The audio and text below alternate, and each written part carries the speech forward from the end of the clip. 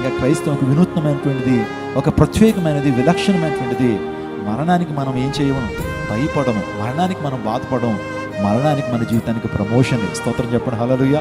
మీకు అర్థమవుతుందా ఎందుకు క్రైస్తవ్యాన్ని ఎంతగా ప్రేమిస్తారు? ఎన్ని కష్టాలు వస్తున్నా, ఎన్ని నిందలు వస్తున్నా, అవమానాలు వస్తున్నా, ప్రతికూల పరిస్థితులు వస్తున్నా, యేసు ప్రభు నమ్ముకున్నందుకు కొన్ని శ్రమల పాలు మనం అవుతున్నా సరే ప్రభువును విడిచిపెట్టకుండా ఎందుకుంటున్నామంటే ఆ పునరుత్థానాన్ని ప్రభు మనకి ఇస్తాడనే. ఈ లోకాన్ని పెంటగాయించి, లోకాశలను పెంటగాయించి నిత్యరాజ్యం కొరకు ఆరాటపడే ప్రతి ఒక్కళ్ళు కూడా, పునరుత్థానాన్ని నమ్మేటువంటి ప్రతి ఒక్కళ్ళు కూడా నిజంగా ఆ పట్టణం మీద ఆశ కలిగి ఉంటారు.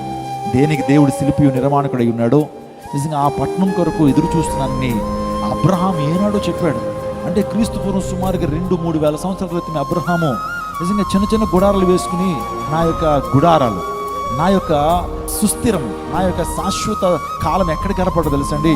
దేవుడు దేనికి శిల్పి నిర్మాణకుడై ఉన్నాడో ఆ పట్టణంలోకి ప్రవేశించాలని నా ఆరాటం. అందుని బట్టి ఈ లోకంలో సుఖాలు అనుభవించాలని, ఈ లోకంలో నేనేదో ఖ్యాతిని సంపాదించాలనే ఆశ అయితే నాకు లేదు. కానీ నేను మరణించిన తర్వాత నా దేవుని సముఖానికి వెళ్ళాలి, ఆ రాజ్యం చేరుకోవడమే నా ఆశయం.